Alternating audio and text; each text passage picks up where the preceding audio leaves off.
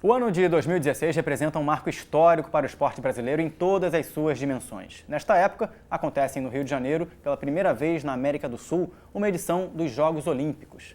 A conquista foi suada, pois o país e a cidade haviam se candidatado outras vezes sem sucesso. No entanto, existem muitos fatores por trás de uma simples candidatura e a real capacidade para sediar um evento como esse. Independentemente da conquista das Olimpíadas, do resultado do quadro de medalhas, da quebra de recordes, o Brasil tem sim uma grande oportunidade de valorizar a relação das práticas esportivas com a formação de adolescentes e jovens.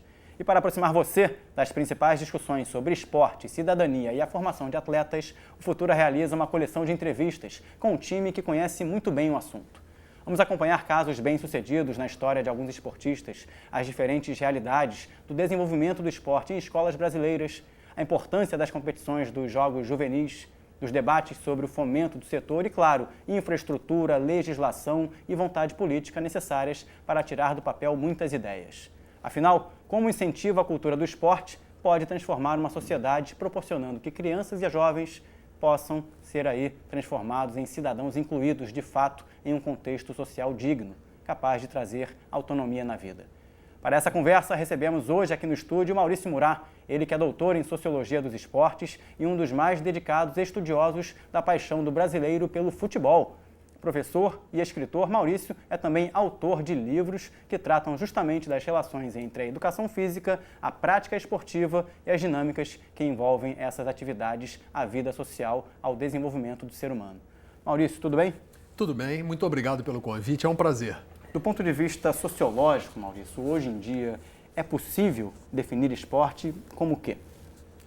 É o lúdico, a atividade prazerosa do jogo, da brincadeira, só que socialmente organizado, com regras universais, institucionalizado, com hierarquias, com funções e com competição.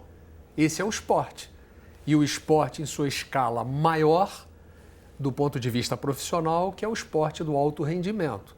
Agora, é importante que todo mundo tenha consciência que esporte é mercado, é economia, mas antes disso, historicamente, esporte foi e é cultura e socialização. A Grécia clássica foi o padrão de muitas coisas de toda a formação histórica da sociedade ocidental, inclusive dos esportes. E eles diziam muito bem, o esporte não é panaceia, quer dizer, não é remédio para todos os males, mas contribui e ajuda e muito a formação de valores, da assimilação de regras, da combinação do trabalho individual com o trabalho grupal, o depois conceituado bem mais tarde pelo Barão de Coubertin, o fair play, que é o respeito às regras, ao competidor e a quem está assistindo.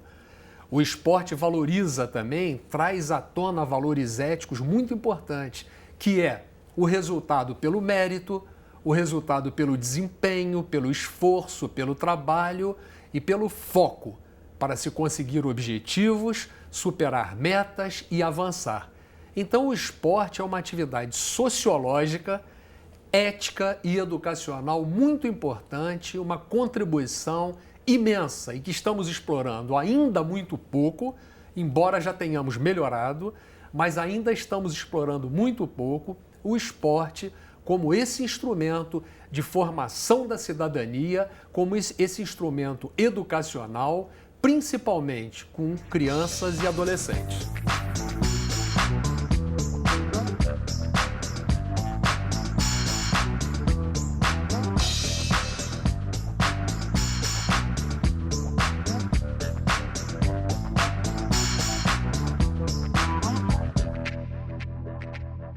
Onde é que o país pode avançar mais para que justamente crianças e adolescentes se sintam mais incluídos em todos os segmentos da sociedade relacionados à atividade esportiva? Os velhos gregos também, lá na Grécia clássica, na época da filosofia, da arquitetura, das artes, do teatro, da poesia e da filosofia, eles estabeleceram uma diferença entre o conceito de Olimpíadas e o conceito de Jogos Olímpicos.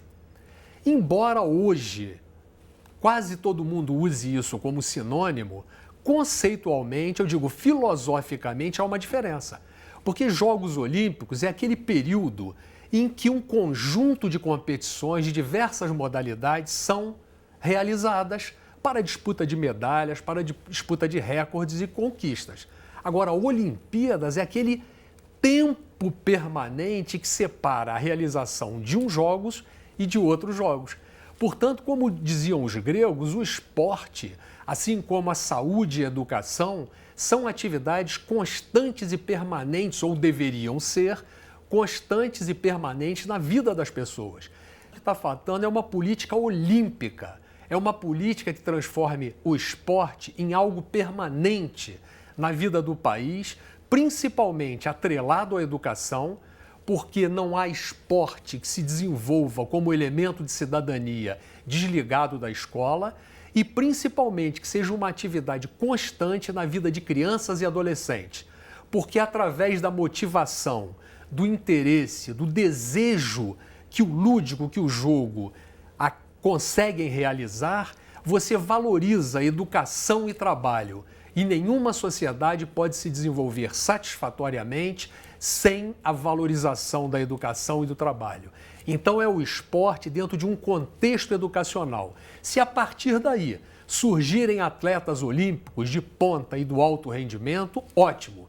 Mas são os valores sociais, educacionais e éticos que devem prevalecer e devem anteceder a formação do atleta e do praticante do alto rendimento. Agora, pegando carona no que você falou sobre atrelar a prática esportiva, a prática de atividades ligadas à saúde, à educação, queria que você fizesse uma reflexão sobre a formação do caráter do indivíduo, né? Pessoas que estão ali na fase da infância, que não têm muita aptidão pelo esporte, mas convivem com um irmão que gosta de futebol ou com uma irmã que gosta de ginástica. Aquelas pessoas que não têm tanta aptidão pela prática esportiva, como podem beber dessa água a ponto de aproveitar o contexto geral do esporte para ter uma melhoria ou um incremento no seu caráter, na sua maneira de ver o mundo? Como atividade educacional e não estritamente como atividade esportiva, competitiva, de disputa de conquistas, de recordes e de medalhas. Se trabalharmos o esporte como elemento da formação geral da educação, onde prevaleçam valores éticos, onde prevaleçam o respeito, a autonomia, o trabalho em grupo, o respeito às normas e às regras, todas as pessoas com qualidade, com talento esportivo ou não, poderão participar. E depois aqueles que apresentarem talentos especiais poderão caminhar, aí eu diria, profissionalmente, para serem atletas do alto rendimento.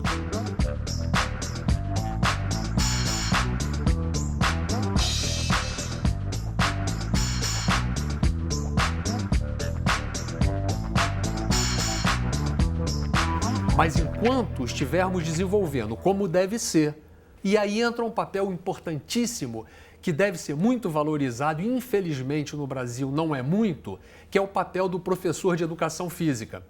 Do professor que vai dar atividade física numa perspectiva pedagógica e não estritamente no trabalho corporal. O debate sobre a formação de professores é intenso no Brasil e voltado especificamente para a formação no campo esportivo pode render mais debates ainda. Em que fase você avalia que nós estamos no olhar mais humanitário, no olhar mais conceitual para o desenvolvimento do indivíduo e não do atleta de alto rendimento? É possível fazer alguma avaliação nesse sentido? Eu acho que estamos atrasados. Volto a dizer que nos últimos 20 anos, mais ou menos, melhoramos, sobretudo na formação, no surgimento, desenvolvimento e formação das chamadas escolinhas, com várias modalidades esportivas, em geral em áreas carentes. Hoje temos cerca de 60 a 70 mil dessas escolinhas espalhadas pelo Brasil, que trabalham não só diversas modalidades esportivas, em geral é o futebol, que é o carro-chefe, mas outras atividades como atletismo, basquete, natação e capoeira, por exemplo, está muito difundida isso.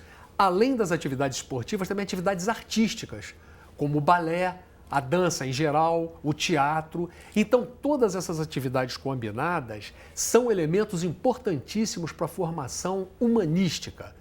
E dentro dessa perspectiva educacional que eu insisto, mas não de uma educação qualquer, apenas para se somar anos de escolaridade, mas uma educação crítica que desenvolva sentidos de cidadania e valores éticos. E nesse sentido, o papel do professor em geral é muito importante. E aí também estamos muito atrasados, Porque hoje o professor é muito desvalorizado no Brasil em suas condições de trabalho e em sua remuneração. E deveria ser como é no Japão.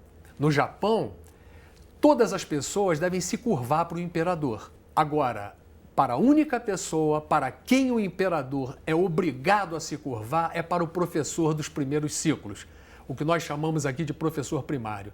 Então, todos se curvam para o imperador e ele é obrigado a se curvar por tradição, por regra e por lei ao professor do ensino fundamental. E se o esporte estiver integrado nessa estratégia educacional, poderemos auferir do esporte os melhores dividendos, os melhores lucros e os melhores resultados para todos e não somente para aqueles que no futuro possam vir a ser atletas do alto rendimento. E uma mensagem subliminar tão simples, né, de objetividade frente à necessidade de que um educador tem para o desenvolvimento de uma sociedade.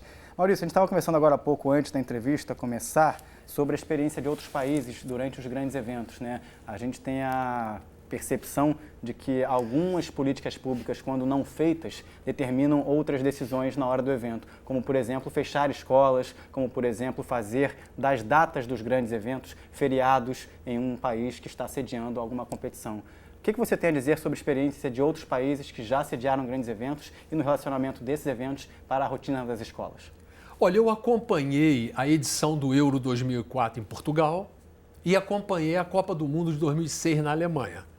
Países diferentes, com um grau de desenvolvimento social, educacional, econômico e tudo diferente. E, no entanto, eu vi nos dois países uma cultura que se impunha, que é a cultura da tradição europeia, de entender que o esporte não pode acontecer com as escolas fechadas. Esporte é parte da educação e educação deve ser o pano de fundo da formação esportiva. O que eu vi nos dois países, a escola aberta, um planejamento para aquele ano, para aquele período, em que os professores aproveitavam tanto a Copa do Mundo, tanto o futebol quanto os jogos de qualquer modalidade, como elementos de planificação do seu trabalho pedagógico e curricular. Depois os alunos iam com ingressos promocionais durante o período dos jogos, eles iam assistir os jogos e depois a escola fazia um trabalho de desdobramento. Isso é educação, planejar o antes, conhecer e atuar o durante e desdobrar o futuro, o depois.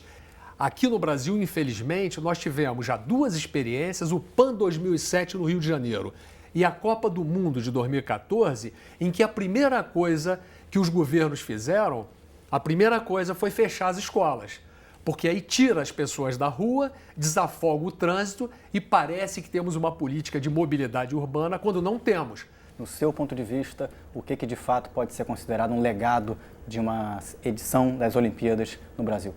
A melhoria da política esportiva de várias modalidades, o incremento das atividades educacionais integradas ao esporte, a valorização do professor de educação física e uma política nacional para uniformizar filosófica e pedagogicamente essas experiências que estão muito dispersas dessas quase 70 mil escolinhas de esportes e artes que estão espalhadas pelo Brasil.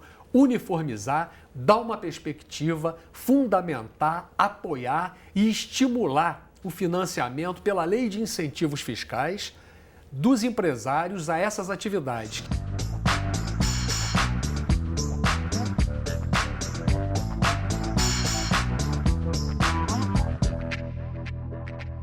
O esporte ajuda e muito essa formação e a redução da violência e da criminalidade.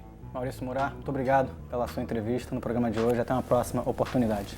Eu que agradeço mais uma vez. Boa sorte. A ideia do programa é muito, muito boa. Parabéns. Obrigado. A você de casa, nosso muito obrigado também pela sua audiência, pela sua companhia. Lembrando que todos os episódios e coleções temáticas das nossas entrevistas estão disponíveis na internet. Até a próxima. Tchau, tchau.